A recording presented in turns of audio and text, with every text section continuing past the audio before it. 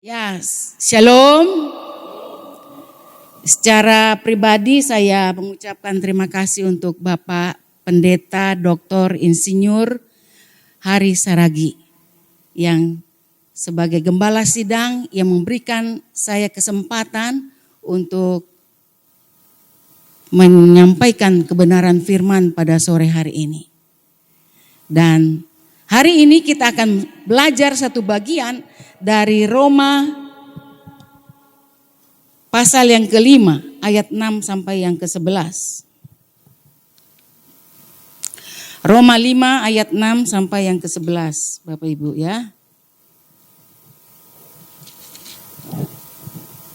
Kita akan membaca bergantian, saya terlebih dahulu ayat 6, kemudian Bapak Ibu menyusul ayat 7 dan sampai ayat 11 kita berakhir. Roma 5 ayat 6 sampai 11. Karena waktu kita masih lemah, Kristus telah mati untuk kita orang-orang durhaka pada waktu yang ditentukan oleh Allah. Sebab tidak mudah seorang mau mati untuk orang yang benar, tapi mungkin untuk orang yang baik ada orang yang berani mati. Akan tetapi Allah menunjukkan kasih-Nya kepada kita oleh karena Kristus telah mati untuk kita ketika kita masih berdosa. Lebih-lebih karena kita sekarang telah dibenarkan oleh darahnya, kita pasti akan diselamatkan dari murka Allah. Sebab jikalau kita ketika masih seteru diperdamaikan dengan Allah oleh kematian anaknya, lebih-lebih kita yang sekarang telah diperdamaikan pasti akan diselamatkan oleh hidupnya. Dan bukan hanya itu saja, kita malah bermegah dalam Allah oleh Yesus Kristus Tuhan kita, sebab oleh Dia kita telah menerima pendamaian itu. Amin. Bapak Ibu, biasa kalau saya khotbah itu saya sudah belajar terlebih dahulu ya. Kebiasaan saya adalah eksposisi ya. Jadi saya sudah siapkan ya. Izin Bapak, Bapak Ibu semua, kita akan belajar ada beberapa hal ya yang saya sudah selidiki karena latar belakang saya memang dari teologi. Jadi saya memang mendalami ya. Saudara Bapak Ibu, seseorang pasti akan senang bila yang dia mendapatkan yang namanya rezeki nomplok ya. Nomplok gitu ya, rezeki nomplok. Jadi ungkapan yang seperti ini yang sering kita dengar bahwa aduh dia dapat rezeki nomplok gitu ya. Pasti orang itu akan terkejut, gembira, heran. Kenapa saya bisa mendapatkan rezeki nomplok itu? Lalu bukan berhenti di situ saja. Kita mulai memikirkan, kenapa sih orang itu bisa mendapatkan rezeki nomplok? Orang yang mendapatkan rezeki nomplok itu adalah sesuatu yang bersifat positif, bukan? Ya, pasti bersifat positif. Yang menguntungkan bagi si penerima. Ya, karena dia dapat gembira luar biasa. Tanpa dia perhitungkan, tanpa dia pikir kok kenapa saya bisa dapat rezeki nomplok. Bapak Ibu, di dalam Roma tadi kita sudah baca ya. Ini adalah surat Rasul Paulus yang ditulis olehnya ya. Yaitu karena di dalam surat Rasul Paulus ini di dalam kitab Roma pasal 5 itu adalah satu ungkapan keagungan kasih Allah yang luar biasa di dalamnya. Kenapa? Kita lihat lagi. Ya, ada 3 poin yang saya dapatkan ya. Poin pertama adalah Kristus telah mati untuk kita. Poin yang kedua adalah yaitu kasih Kristus memberi segala-galanya ya, mengorbankan dirinya di atas kayu salib. Lalu yang ketiga itu kematian Kristus menyatakan kasih yang membawa kita berdamai dengan Allah. Kita akan bahas nih ya. Kita akan bahas yang pertama dulu. Yaitu tadi apa? Yang pertama adalah Kristus telah mati untuk kita. Itu ya. Saya akan bahas ini. Kristus telah mati untuk kita. Ini apa sih maksudnya? Gitu ya. Saudara, kita tadi sudah membaca di dalam ayat yang ke-6. Perhatikan baik-baik ya. Karena Alkitab mencatat begitu rinci luar biasa. Karena waktu kita masih lemah, Kristus telah mati untuk kita orang-orang durhaka pada waktu yang ditentukan oleh Allah. Saudara Bapak Ibu, ketika kita dikasihi Tuhan, kasih Allah kepada kita itu bukan dalam keadaan kita baik-baik. Tapi kita dalam keadaan lemah, masih durhaka. Alkitab mencatat dengan rinci ya. Kita masih lemah, kita masih keadaan durhaka. Di dalam kamus KBBI saya lihat lemah itu adalah suatu kondisi yang tidak berdaya. Jadi Tuhan memberikan kepada kita kasih anugerah keselamatan itu saat kita masih lemah. Saat kita masih dalam keadaan durhaka. Lalu kata durhaka itu adalah orang yang menentang begitu.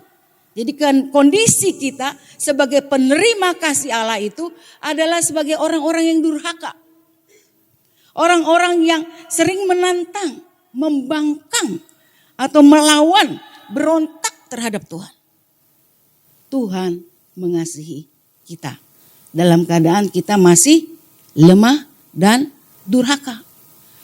Jadi ini adalah satu bagian bagaimana Allah mengasihi kita orang yang berdosa ini, yang masih lemah ini, yang masih durhaka ini diberi kasih anugerah.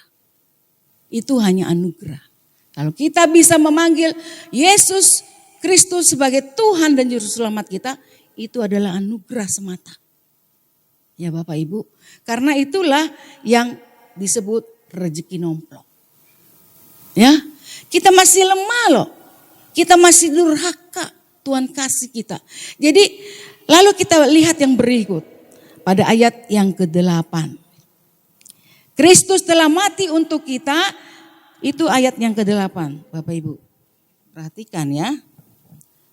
Ayat yang ke-8 itu adalah akan tetapi Allah menunjukkan kasih-Nya kepada kita oleh karena Kristus telah mati untuk kita ketika kita masih berdosa.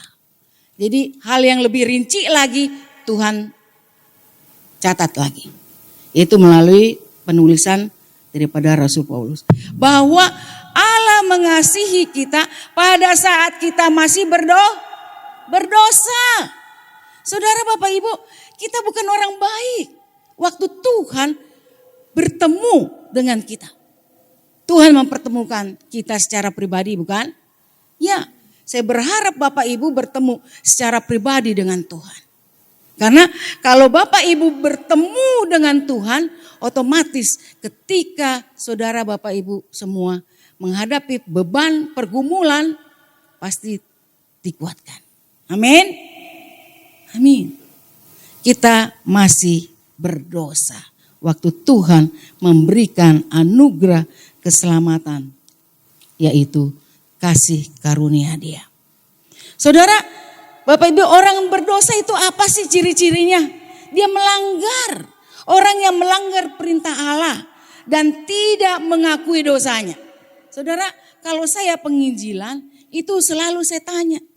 Saya cerita dulu awal masuk untuk menjembatani bahasa-bahasa agar dia bisa mengerti. Ya, ketika tembus masuk ke dalam intinya pengakuan sebagai seorang berdosa.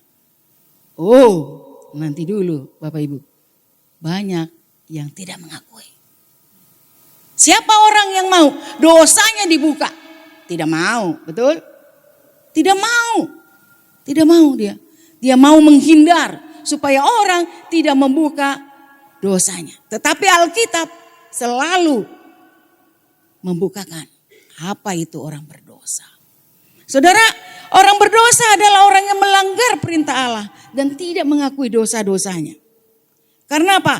Dosa itu asal katanya dari hamartia. Hamartia itu artinya adalah meleset dari sasaran. Ya. Hamartia juga bisa dalam keadaan kondisi yang menyebabkan manusia terpisah dari Allah.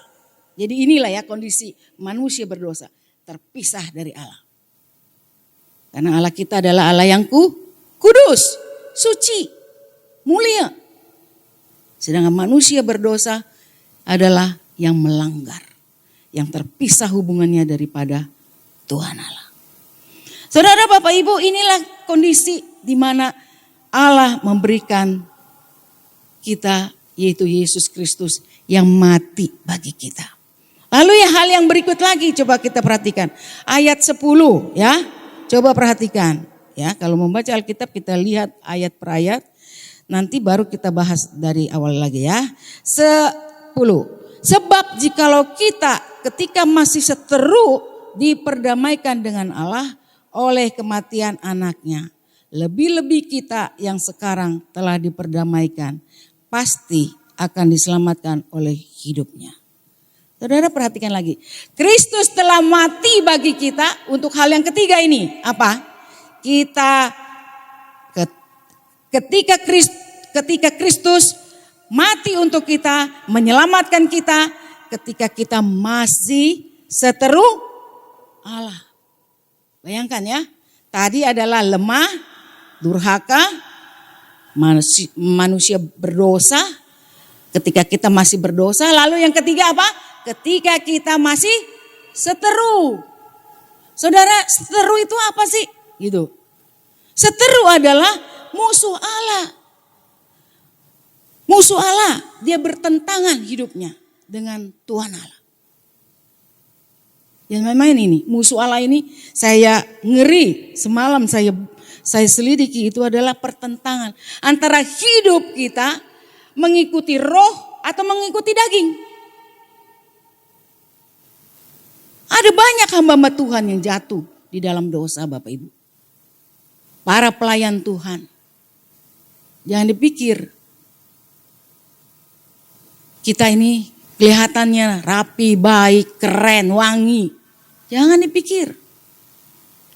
Banyak yang menjadi seteru Allah. Tapi di dalam gereja. Jangan sampai kita seperti itu. Amin.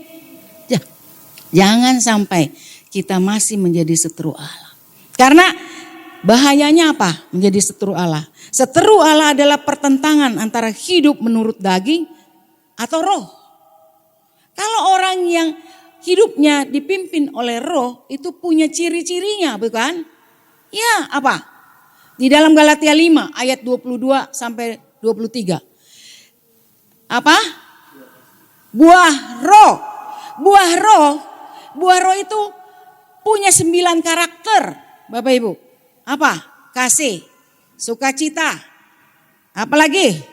Damai sejahtera, kesabaran, kemurahan, kebaikan, kesetiaan, kelemah lembutan, penguasaan diri.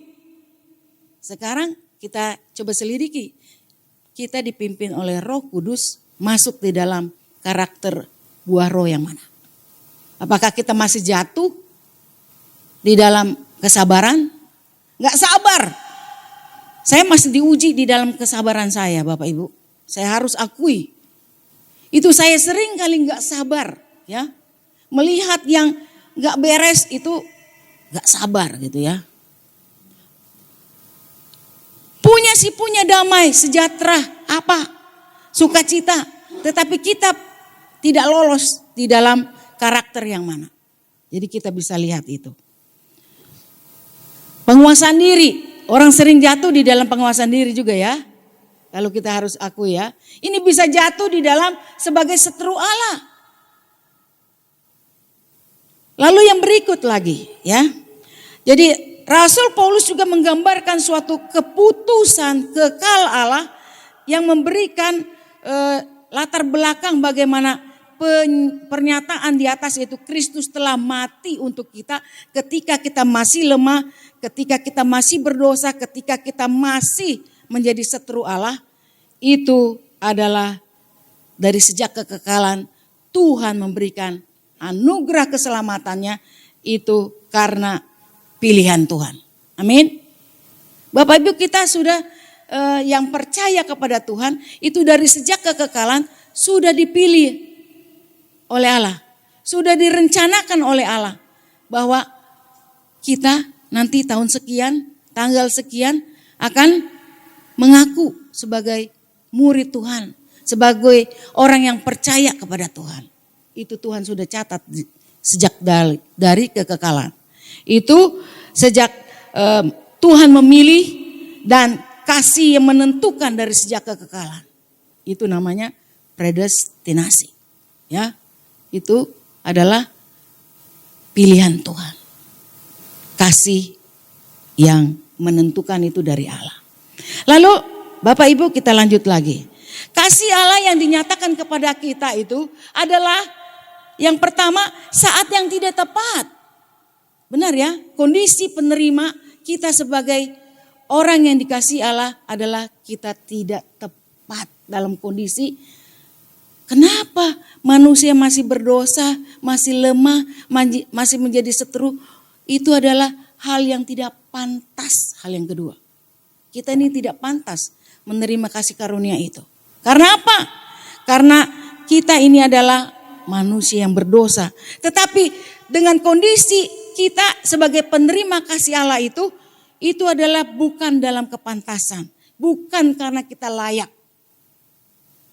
Kalau kita bisa percaya kepada Tuhan, kalau kita bisa diampuni dosanya, itu bukan karena kelayakan kita. Tetapi karena kasih Allah. Karena anugerah Allah. Amin. Saudara, inilah kasih Allah yang dianugerahkan kepada kita itu bisa dalam tanda kutip adalah rezeki nomplok yang kita dapatkan. Rezeki itu bukan hanya harta, uang, semua aset-aset, bukan. Tetapi adalah anugerah keselamatan itu. Kita sudah bertemu dengan Tuhan. Itulah rezeki nomplok yang kita bisa dapatkan. Oleh karena kondisi penerima kita sebagai penerima di dalam kondisi yang tidak layak, tidak pantas. Kita bersyukur ya, kita memiliki Allah di dalam Yesus Kristus yang memberikan kasih anugerah. Lalu yang kedua ya, kita lihat lagi. Bapak Ibu, kita lanjutkan lagi. Kalau kita melihat bahwa kita ini adalah orang yang tidak layak, yang tidak pantas menerima kasih Allah. Tetapi kita sering lupa di dalam hidup kita masing-masing. Misalnya contoh, seorang pria jatuh cinta kepada seorang gadis. Ya kan? Dia malu, galau untuk menyatakan cintanya. Lalu maju mundur. Mau menyatakan bagaimana, takut rasanya. Betul? Iya kan? Takut. Ini ditolak enggak nih nanti gitu kan? Ditolak atau enggak ini? Lalu ketika sudah menyatakan itu, lalu ketika sudah menjadi pasangannya, lalu mulailah dia ketahuan. Sudah menjadi orang dalam sekarang, ya kan? Benar nggak? Apalagi sudah jadi suami istri, ya kan? Tanpa malu-malu lagi, benar nggak? Galakan dia, cerewetan dia, marah-marahnya lebih lagi, benar? Benar. Bukan lagi menjadi orang luar, tetapi orang dalam. Benar kan? Betul, tanpa malu-malu lagi. Gimana sih kamu? Benar gak? Iya ya, itu dia banget.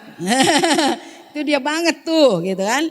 Terus sama, jangan kira kita membawa hubungan kita dengan Tuhan pun seperti orang dalam. Saat apa? Saat kita dalam keadaan sulit. Tuhan, kenapa sih begini?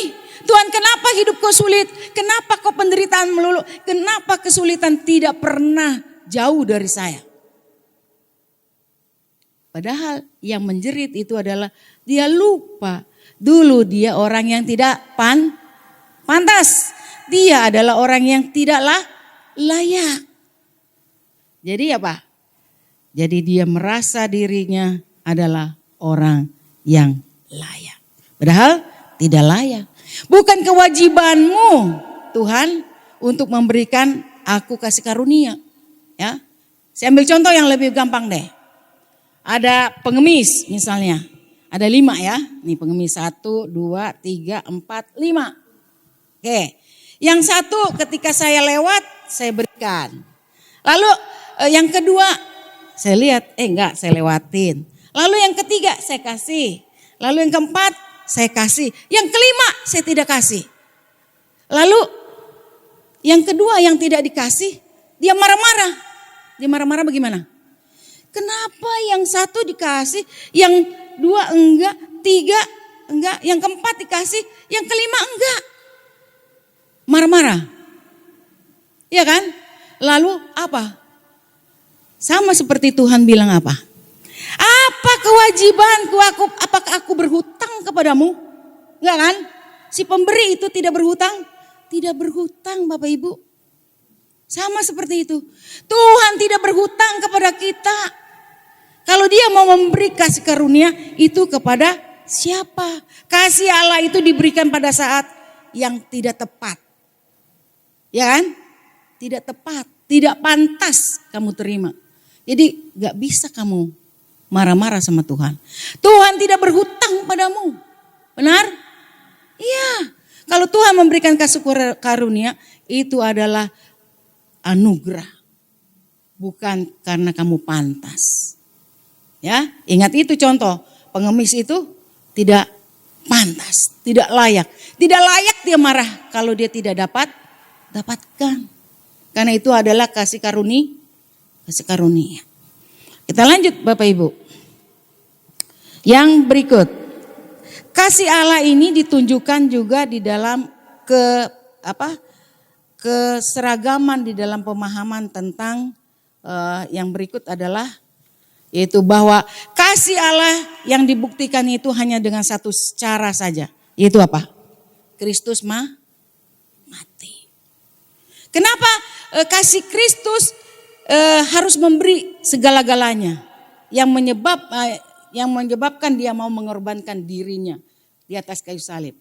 Pernah berpikir gak? Kenapa cara daripada Allah Bapa untuk menyelamatkan manusia melalui salib? Kenapa?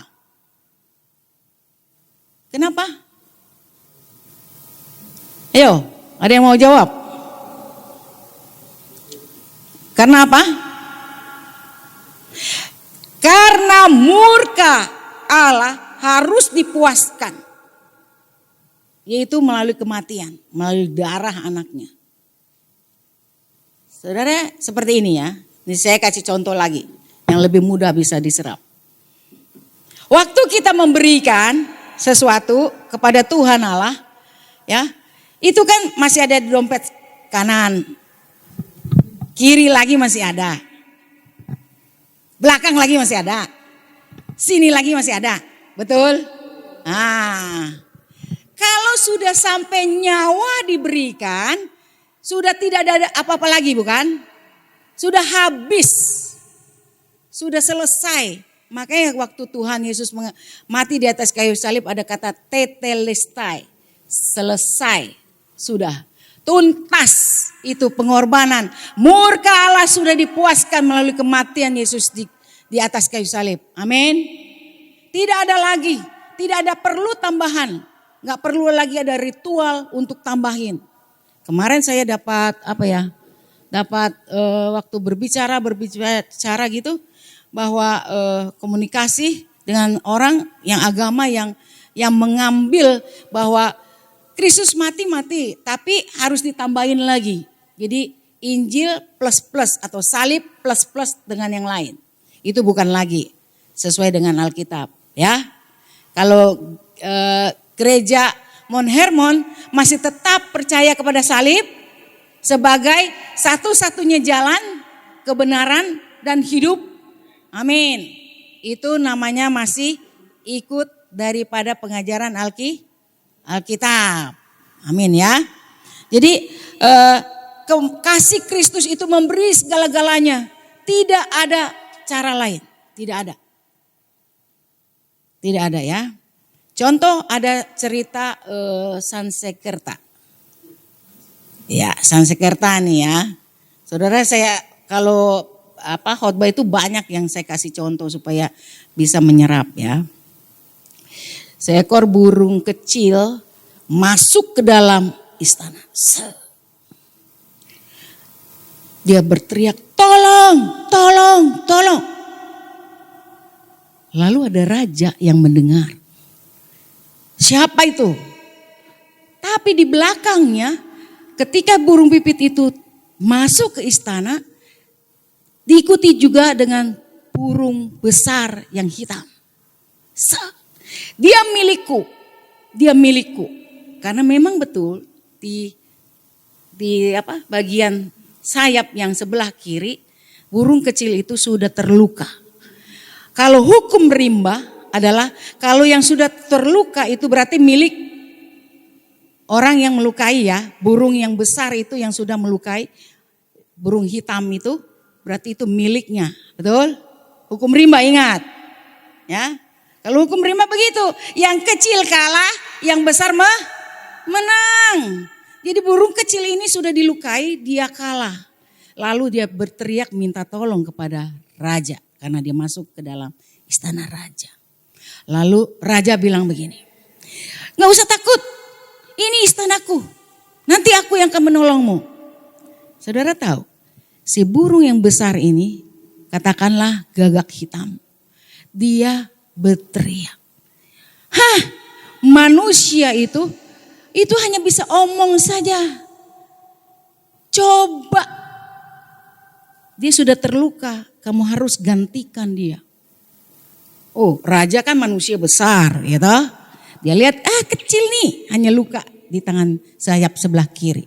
Lalu begitu, ya kalau hanya kamu pikir ini kecil, kamu coba timbang itu dosanya. Timbang itu si burung pipit, ditimbang lah. Ditimbang, nggak cukup saudara, dikasih itu daging sedikit saja nggak cukup. Akhirnya tangan si raja dipenggal lagi, timbang lagi nggak cukup. Burung pipit yang kecil nggak cukup. Lalu timbang lagi dengan paha yang sebelah, darah sudah bercucuran di lantai, nggak cukup untuk membalas daripada dosa atau si badan burung pipit yang kecil itu. Sampai raja akhirnya roboh dan mati. Lalu seluruh cerita itu berakhir. Saudara, cerita itu mau menggambarkan apa? Bahwa pengorbanan Kristus itu sampai mati. Cukup. Tidak perlu ditambah. Amin. Tidak perlu ditambah lagi. Lalu hal yang ketiga, kita lihat lagi ya. Yang ketiga adalah kematian Kristus menyatakan kasih yang membawa kita berdamai dengan Allah. Ya. Lanjut lagi nih ya, Ibu Odilia ya. Ya. Lihat ya. Kita lihat lagi, kematian Kristus itu menyatakan kasih yang membawa kita berdamai dengan Allah. Kita perhatikan ayat yang ke-9 sampai 11. Ya, tadi kita perhatikan yang ayat terakhir adalah 9 sampai 11. Lebih-lebih karena kita sekarang telah dibenarkan oleh darahnya, kita pasti akan diselamatkan dari murka Allah. Ya, kita selamat karena murka Allah sudah dipuaskan ya, itu ya. Ini Alkitab yang ngomong ya, bukan saya. Sebab jikalau kita ketika masih seteru diperdamaikan dengan Allah oleh kematian anaknya, lebih-lebih kita yang sekarang telah diperdamaikan pasti akan diselamatkan oleh hidupnya. Dan bukan hanya itu saja, kita malah bermegah dalam Allah oleh Yesus Kristus Tuhan kita. Sebab oleh Dia kita telah menerima pendamaian. Saudara, ini ayat ini sangat menguatkan saya ketika saya menyelidikinya. Bahwa Kristus mati untuk kita, kita sudah diperdamaikan dengan Allah. Jadi kita sudah dibenarkan bahwa damai Kristus itulah yang menjembatani sehingga kita tidak lagi hidup di dalam dosa. Ya, tidak ada rasa ketakutan dalam diri kita. Aduh, aku masih berdosa nih, aku begini, nggak ada lagi. Sudah cukup. Kematian Kristus itu menyelamatkan kita. Amin. Amin. Jadi kita lihat bahwa memandang, mengingat kepada pengorbanan Yesus yang mati di atas kayu salib, yang menebus kita, menggantikan kita, yang menanggung semua dosa-dosa seluruh dunia. Agar kita bisa diselamatkannya, lalu kita terlepas dari hukuman kekal. Saudara, Bapak, Ibu, biarlah berapa ayat dari kitab Roma ini kita boleh dikuatkan, ya. Kita boleh diteguhkan bahwa Tuhan sudah mendamaikan kita dengan Allah Bapa. Amin. Mari kita tundukkan kepala kita berdoa.